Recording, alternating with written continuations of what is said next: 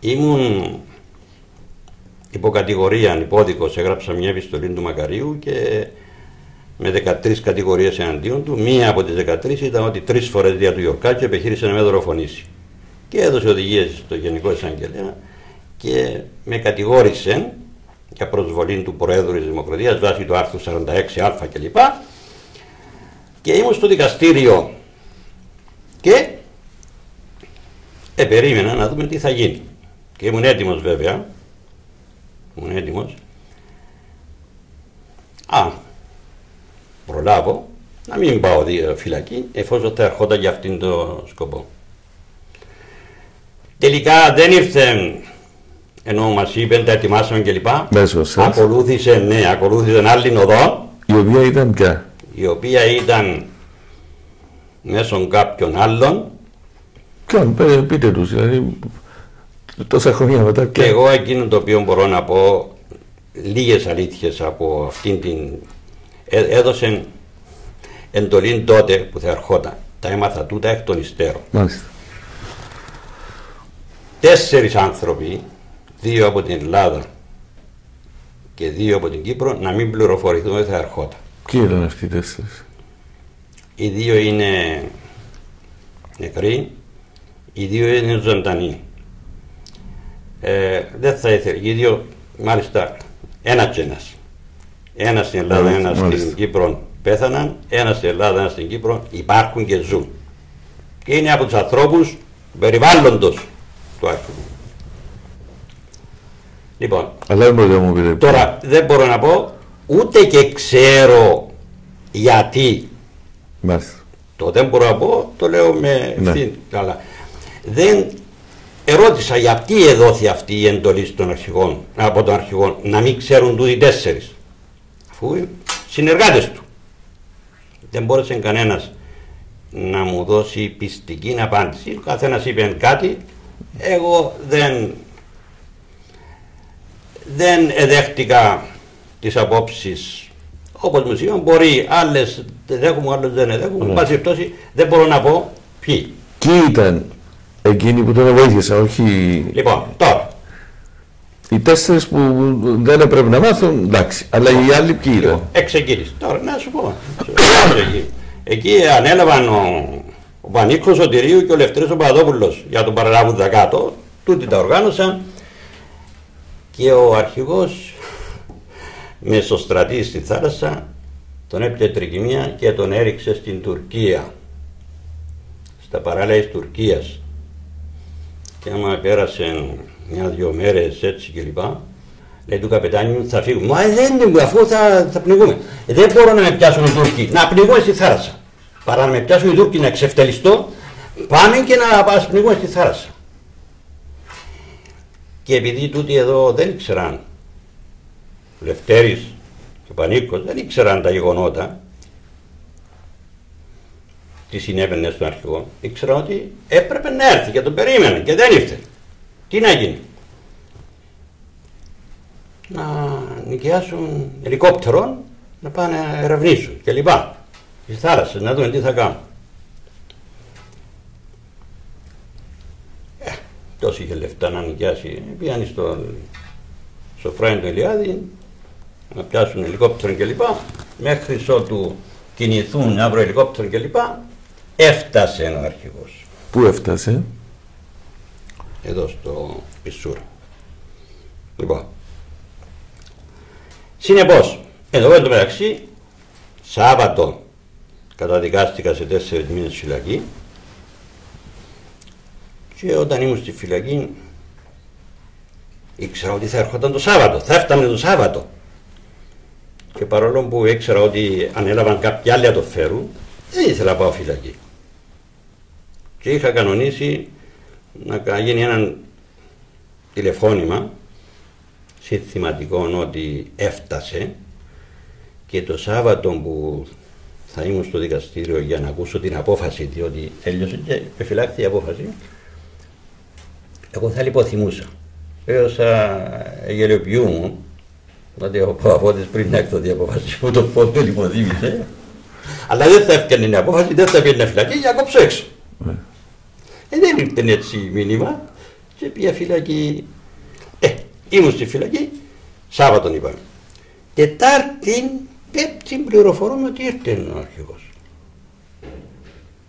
Ήρθε, εντάξει, ήρθε.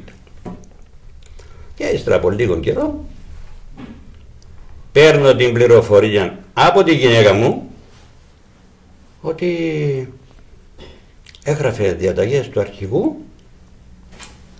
και έδινε οδηγίες για συνδέσμους και λέω δυστυχώς αμένη υπόθεση. Προχωρούσε στη στελέχωση της οργάνωσης δηλαδή. Ναι, αλλά σύμφωνα με τα όσα με τα δικά του πλέον.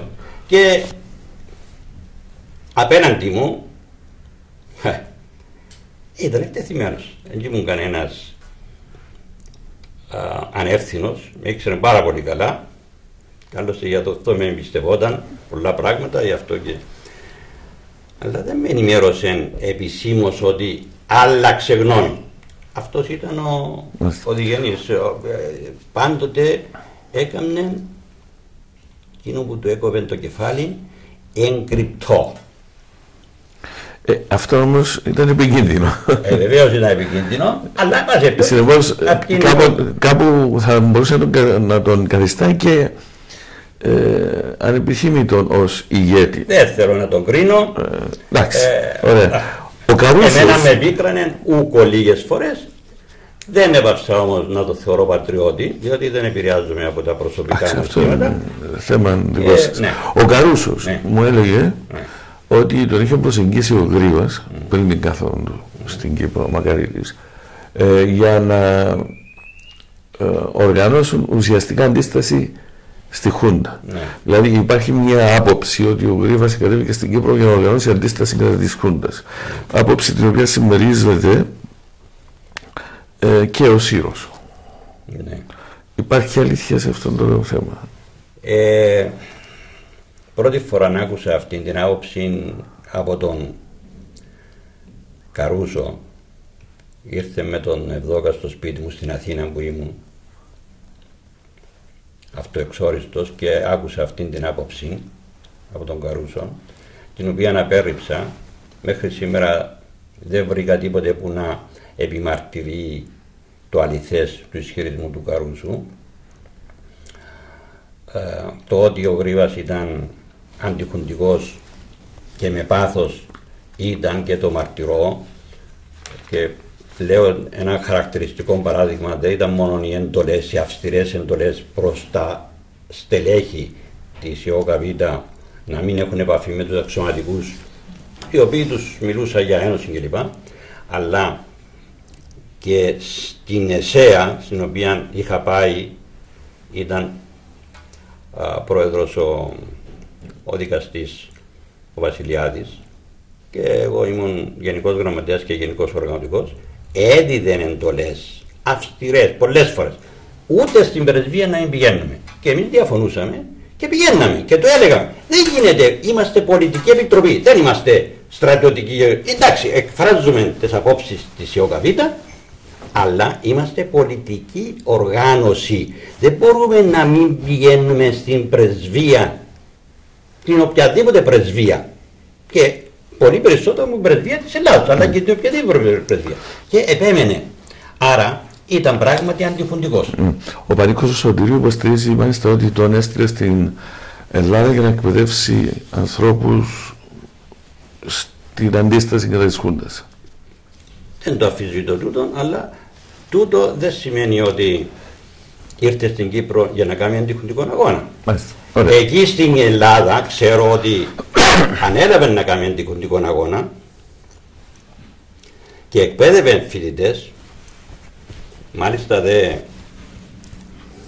επιχείρησε να μαζέψει, ανέλαβε να κάνει τον αντιχουντικό αγώνα, και τούτα βέβαιο, διαλογαριασμών και των πολιτικών, οι οποίοι όμως τελικά τον εγκατέλειψαν. Τι πολιτική δηλαδή? Πολιτική της Ελλάδας, δεν ξέρω, αλλά παραπονεί το ότι τον εγκατέλειψαν και τον αφήκαμε στο στρατής, διότι εγώ όταν του έκανα το ερώτημα, πώς περιμένετε να κερδίσετε εδώ, να κάνετε διοικητικό αγώνα, όταν δεν μπορούσατε να βρείτε όπλα και ζητούσε από την Κύπρο? Και ποιος σου είπε?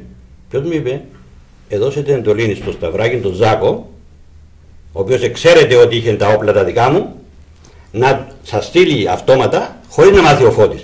Τότε είχαμε συγκρουστεί και ήμουν.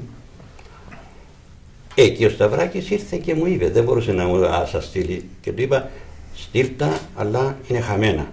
Άμα δεν βρίσκει όπλα από την Ελλάδα, χαμένη υπόθεση. Ωραία. Τώρα, και πήγαν χαμένα και τα όπλα μας.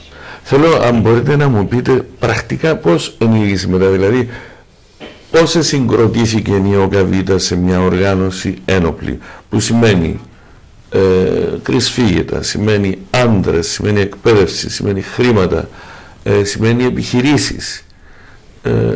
Όπως είναι γνωστό, την περίοδο εκείνη είχαμε τις κλοπές από στρατόπεδα, ανατινάξεις σταθμών, όλα αυτά τα πράγματα. Πώς συγκροτηθήκαν? Η οργάνωση της ΟΚΑΒ δεν ήταν δύσκολη να γίνει.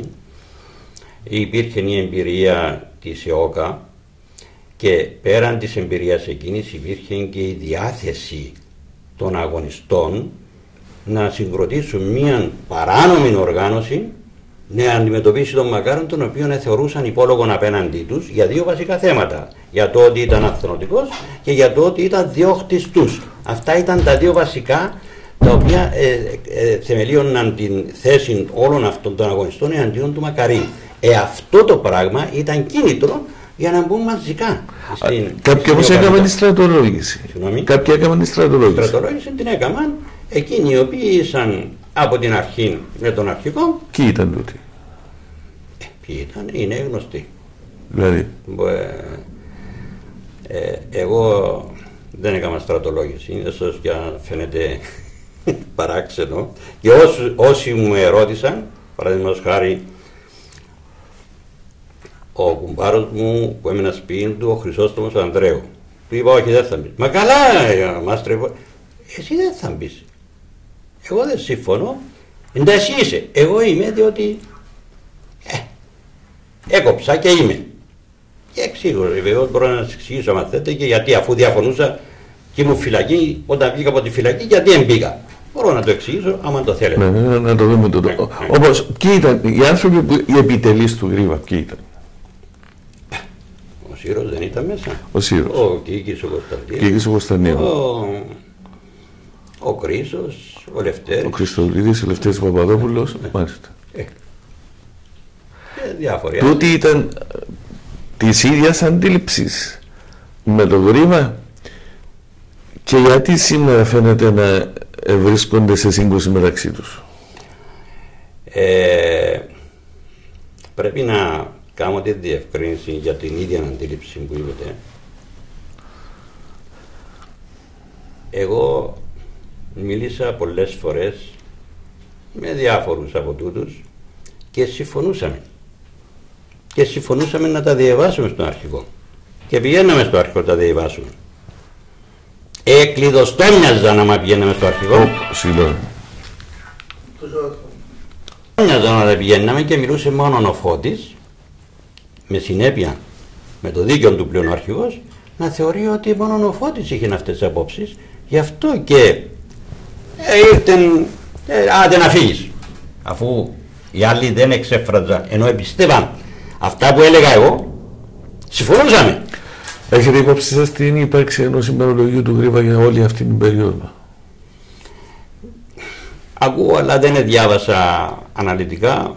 Νομίζω ο Μινάς διάβασε, θέσαν του υπόψη του ορισμένα πράγματα και να που διάβασα εκεί. Ξέρετε ποιος έχει το ημερολόγιο του? Το ημερολόγιο το έχει ο Μάριος ο Χριστοδουλίδης. Το ημερολόγιο το έχει ο Μάριος ο Χριστοδουλίδης. Το ημερολόγιο της ΙΟΚΑ και το ημερολόγιο της ΙΟΚΑ έπρεπε να δοθούν στο Ίδρυμα Διγενή.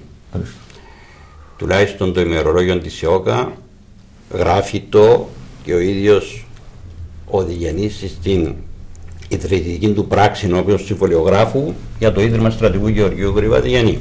Βεβαίως η ΟΚΑΒ έγινε μετά, επομένως δεν μπορούσε να το γράψει, αλλά εξυπακούεται ότι εφόσον και τα δικαιώματα από τα βιβλία τα οποία αξίζουν το δασκαλείο κλπ. Ανήκαν στο Ίδρυμα, έπρεπε κατά αναλογία